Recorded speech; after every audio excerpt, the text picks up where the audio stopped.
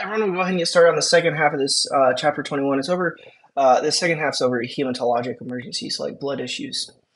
And so hematology, like if you don't know medicine, hematology oncologists or hemoncs, right? Hematologic and oncologists, um, those are a specialized doctor that deal with cancer and blood disorders because they typically go together, right? Like blood, like leukemia. So just be aware. So hematology means the study of blood. So anytime you see hemata, right, it's probably or hemat, it's probably referring to like something with blood. Okay, and so blood components we should know is that red blood cells, right? These carry oxygen and CO, and that's what they do. They carry oxygen. Okay. White blood cell, these are the little Pac-Man guys that go in there and drop bombs and Pac-Man stuff up and chew it up. Platelets, these have to do with blood clotting, right? So to form a clot, okay? And then the hematopoietic system, this is how blood is formed, okay? Mainly in the bones, but we'll talk about it, okay?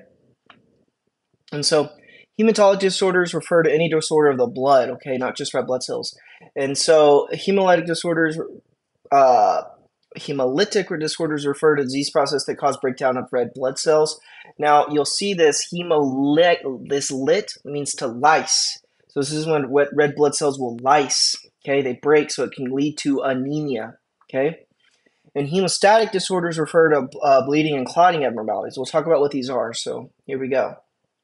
Now, blood and the plasma function. The functions of blood, right? So it carries oxygen, obviously, and CO2. So oxygen is bound to hemoglobin on the red blood cells, and CO2 is bound in the plasma as carbonic acid. And then so it has nutritional, right? So where glucose is carried in the blood, right? And beyond glucose, there's vitamins, right? And other nutrients that cells need, proteins that cells would need, okay? It's an excretory function, right? So this is how we excrete stuff, usually through the kidneys. We regulations done through blood, through temperature or through hormones or whatever, and it's defensive.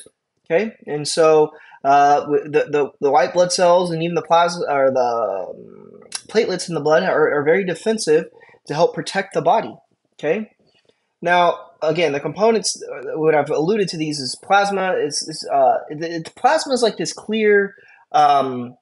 You've probably seen this over a scab or a wound. It's like this clear stuff. It's almost like a yellowish color. It's kind of viscous that forms in the blood. Okay, and so it's the majority of the blood is plasma, and so it transports all formed element components throughout the body. So this is where like elements, right, like sugar, sugar, sodium, magnesium, stuff like that is transported in the plasma. Okay, and mainly also you need to know CO2 is in the plasma. Okay, carbon dioxide, the byproduct of cellular respiration and electron transport chain. Now, red blood cells, remember, these have biconcave disc, right? So they look like this. And if you were to cut, so that's like looking at it like this, but if you were to look at it like this, it would look like this, right? So there is a little divot in the middle, okay? And so that's why they look like that. That's what they're supposed to look like. And then white blood cells, remember, these are the Pac-Man guys. These are the ones that fight to infection. So in pus, right, that's all white blood cells, right? So it's literally white in color. So white blood cells that they go and fight fights against foreign invaders and viruses and proteins and all sorts of stuff.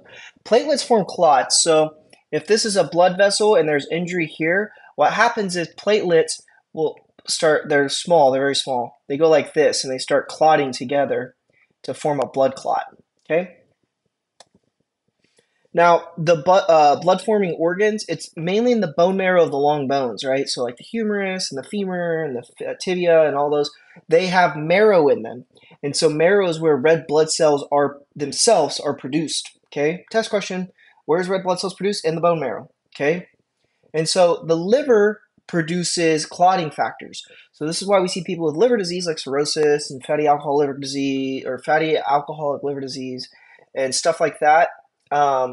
Liver issues, they end up with not having enough clotting factors. One of the reasons that alcoholics are at a higher risk of bleeding is for that reason, because their liver gets damaged.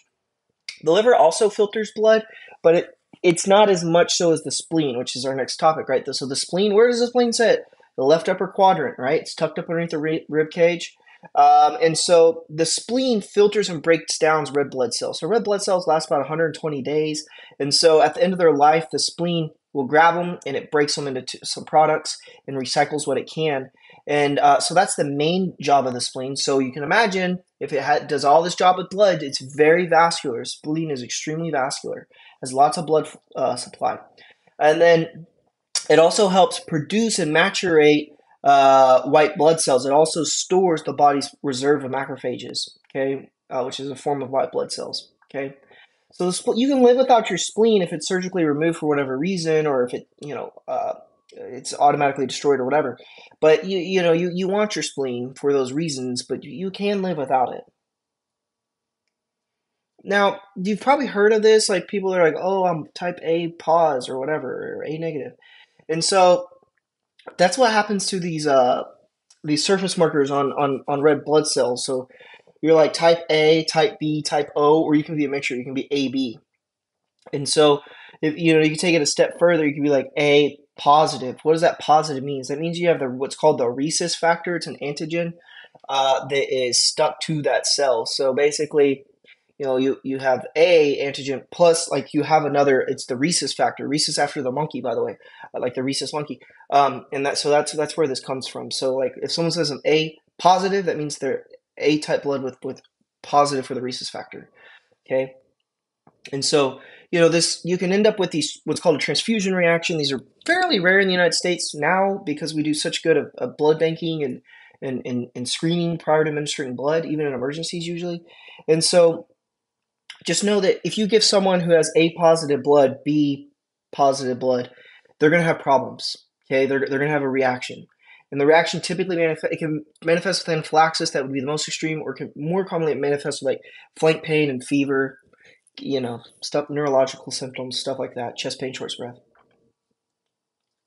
Now, there's this disorder called sickle cell disease, and so this. Let me start by saying, not my opinion. This is almost always in Africans, so African Americans, Africans, blacks. Not my opinion. That's almost very predominantly who this occurs in. Okay. And so what happens is you end up, it's inherited, autosomal dominant, right? And so what happens is you end up with this hemoglobin that's misshaped. Okay, so I told you, let me just show you. This is a normal red blood cell here, right? This is normal. That's normal.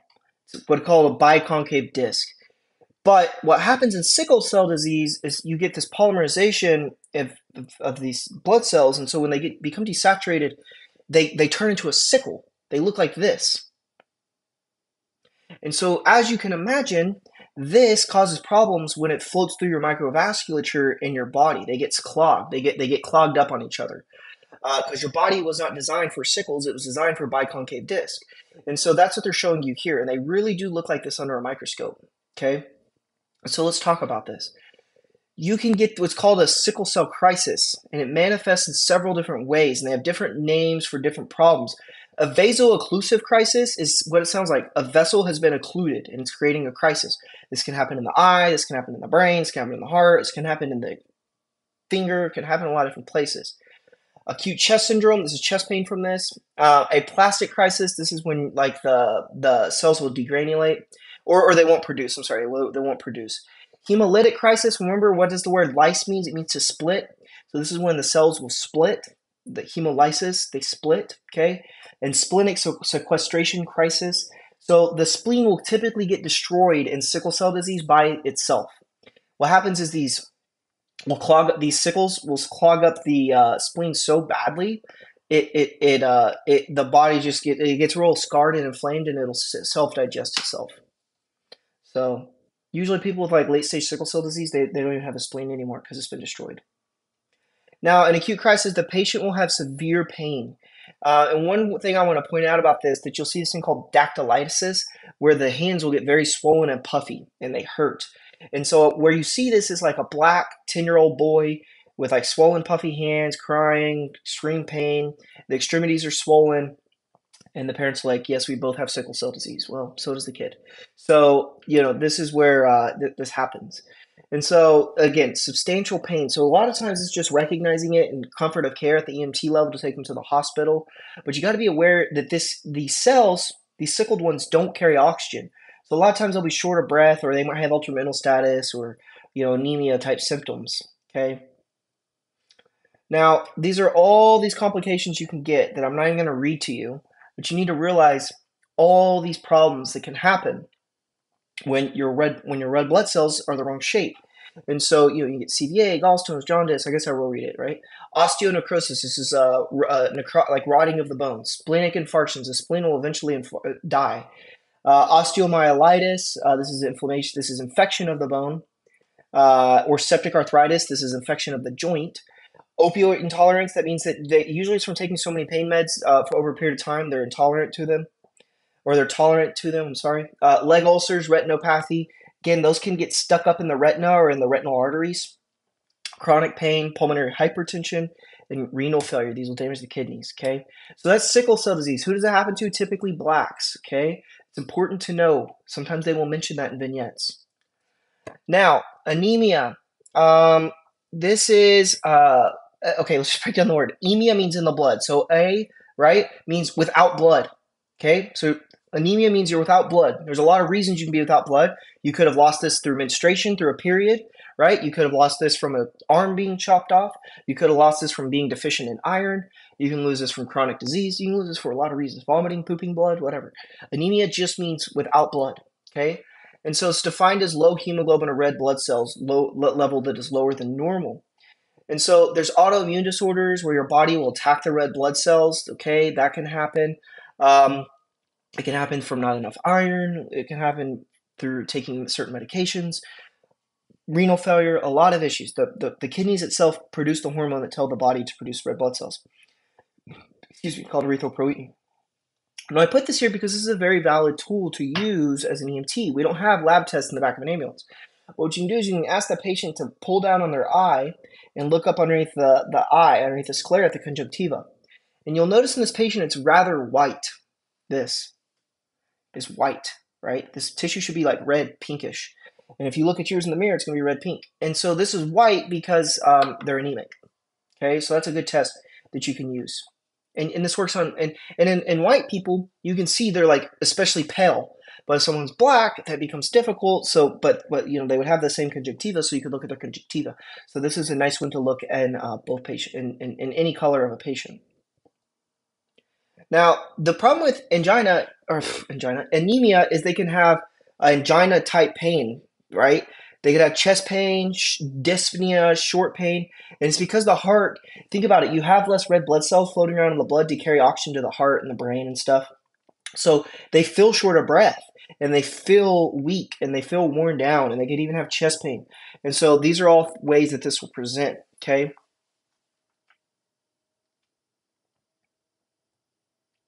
Whoops, sorry. Clotting disorders. We're almost done with this. The clotting disorders, so there's two words you need to know. Thrombosis is a clot. That's a medical word for a blood clot. Remember, thrombism, right, is another way for this. Is a blood clot in arterial or venous blood vessels, right? And so a thrombism is a blood clot that is stationary, and then so like here's your blood clot, and then embolism is one that is floating. It is moved. It is moving. And so that's the difference between the two that you need to know. An embolism is a moving blood clot. And so a lot of places, like a common place we'll see thrombosis is behind the knee. It's called a deep vein thrombosis, where the knee and below will be painful, red, and swollen, right? And you have a buildup of a clot in the popliteal vein, in the deep vein. And so you'll end up with like what's called a deep vein thrombosis, and you risk that launching off and become an embolism and traveling to the heart, or the lungs. Thrombophilia, so the word philia means to love, okay? So like Philadelphia, the city of love. So philia. So thrombophilia, tendency to develop blood clots, right? You love to have thrombosis, okay? So you may manifest as formation of blood clot in the blood vessels or in one of the chambers of the heart. So these can happen as I described in the knee, in certain arrhythmias like atrial fibrillation. It can also happen up in the heart, in the atria. Okay, so blood will just sit up there and be stagnant, and it'll create a clot, and then those can launch off and go to the heart, the lungs, or the brain. Now, The risk factors for getting one of these clotting disorders is recent surgery. Why is that? The body's in a state of stress after surgery, and so you end up producing additional clotting factors, okay, and an inflammatory response. Impaired mobility. So a patient that's sitting all day, right, like a truck driver or flight attendant or someone who's bedbound or in a wheelchair, high risk of getting a blood clot because we need muscle contraction to move venous blood. So if they're just sitting all day, that's not happening. So the blood will become static. As blood becomes static, it clots. Heart failure, cancer, respiratory failure, infectious diseases can cause this. Being older than 40 and being overweight and obese are all risk factors to getting a blood clot. Now, those are kind of mostly unmodifiable, but modifiable ones is smoking puts you at a huge risk of blood clots, especially smoking with oral contraceptive use like estrogen, like combined birth controls. And so this is why women over 35 that smoke aren't allowed to take birth control. Because if they're smoking a certain type of birth control, because the risk of clotting is too high, because estrogen promotes clotting factors. And so recent trauma puts you at a higher risk, and then recent long distance travel. So watch for that in vignettes to tell you the patient's like a flight attendant or cross-road trucker or a bus driver or something like that. Now, there's a disorder that's inherited for clotting. This is a lack of clotting, and it's called hemophilia. And so this, oddly enough, only happens in men or boys, I should say males. Only happens in males, okay? Because it's X-linked recessive. And so what happens is they don't get their body doesn't produce usually clotting factor 8. And so that's hemophilia A. And so this is where their body doesn't produce clotting factors. So what happens is when they bleed and bleed and bleed and bleed and bleed until they die, right? And so, or they take a medication that'll stop the bleeding, like clotting factors. They have to inject clotting factors. And so it's very common when I was working at Cook Children's, you get a patient with hemophilia who's playing on the playground, bit their tongue, it's been bleeding for 5 hours. So they have to come to the ER and we transfuse them a medication to help them to stop bleeding. Now, something to watch out for this is the signs and symptoms of hemophilia A and B are the same. This is the difference between clotting factor 8 and clotting factor 9. This is also called Christmas disease. And so something you need to know is the kid can get these things called hematorosis. And so this is bleeding into a joint. And so this is like the knee joint is obviously very swollen. Well, that's blood. It is bleeding into the joint. And so eventually this will turn to a big bruise. And so just be aware that this is one of the things that you can see with hemophilia. Obviously, this is painful. So now there's this condition called DIC, which is disseminated, meaning it's throughout the whole body, intravascular within the vessel, coagulation, blood clotting. So let's break that down. Throughout the whole body within the vessels, you'll have blood clotting. And so how this happens, this is usually most commonly seen in like late trauma, late sepsis. It's a late finding of shock, kind of. And so what happens is you'll end up with these little micro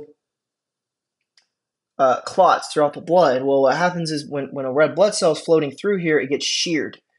And so it ends up going through there looking like this. And so this leads to a form of anemia, and the patients start bleeding. Something you can know about DIC is they'll be bleeding through the IV site. That's like a hallmark of this. So if they tell you the patient's bleeding through the IV site, it's DIC, right? And so this is a form of coagulopathy where the body has used up all of its clotting factors because of this widespread response to inflammation. Sepsis is a great example of that. Can happen in trauma or after surgery. But just be aware that this is called DIC, disseminated intravascular coagulation. So the scene size up on this can be very similar to everything else we talk about, right? But you're going to discover the mechanism of injury or the nature of illness. So example, if you have a hemophilia that has multi-system trauma from a motor vehicle collision, that's very alarming because if they are bleeding, they are going to bleed a lot. It's very bad. So this is where it's important to know, like, oh, you have hemophilia and you just sustained major trauma. Oh God. So it's bad. Determine the number of patients, assess for hazards, and do you need additional help? Obviously consider PPE like gowns and gloves and eye protection. Evaluate the situation quickly. Patients experience a vaso-occlusive crisis would benefit from administration of analgesic. So this is where paramedics would be a little bit helpful, or at least getting them to the ER comfortably or quickly, so you can give them more. And actually, the preferred analgesic is morphine. Okay. And so the primary survey, always form a thorough, careful primary survey. Pay attention to the ABCs, correct life threats. You have to be worried about the anemic patient, right? So anemia is fairly common. Let me say, like the patient that has had heavy menstrual bleeding for 10 days, or the patient that is iron deficient anemic or whatever.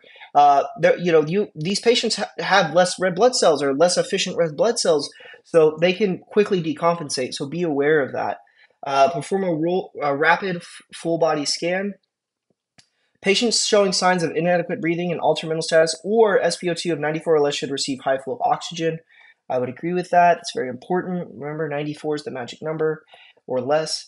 So an increased heart rate represents a compensatory mechanism. So what does this mean? You'll actually see this in anemic patients. They'll have a heart rate of like a resting heart rate of 100, 102, 110. And that's your cue of like, oh, something's up. And you interview them, they're like, oh, I have had a heavy menstrual bleeding for 22 days. What? Right? Or whatever. And so then, they're anemic. They've lost blood. So just be aware of that. If patients with suspected hemophilia, be alert for signs of acute blood loss, both internally and externally, right? Fluid may be necessary for these patients. Rapid transport will depend, right? But usually if someone has hemophilia or like sickle cell disease, these are chronic patients. They need to go to the hospital, okay? These are not ones that, you'd push them really hard to not AMA. Investigate the chief complaint, obtain the sample, right? Do a physical exam. Now, physical exam findings like swelling of the fingers, and toes, that's called the dactylisis I was telling you about. Priapism, remember that's the medical word for erection, like a penis that is erect. And then jaundice. The reason jaundice, they're talking about this, is when blood cells break down, they produce bilirubin. Bilirubin is what creates jaundice. So one thing I want to point out is one of the first places you'll see jaundice is in the white of the eye, the sclera of the eye. So be aware of that, especially on people of colored skin, Mexicans, Asians, blacks. You can't see jaundice as easily on their skin compared to a white guy, but you will see it in their eyes. Okay. Now, ascertain whether pain is isolated or felt throughout the body. Look for changes in the level of consciousness, right? So these are questions that you should be, thinking and asking, and these would come naturally as you're interviewing a patient. But these are good questions, right? Have you ever had a crisis before? When's the last time you had a crisis?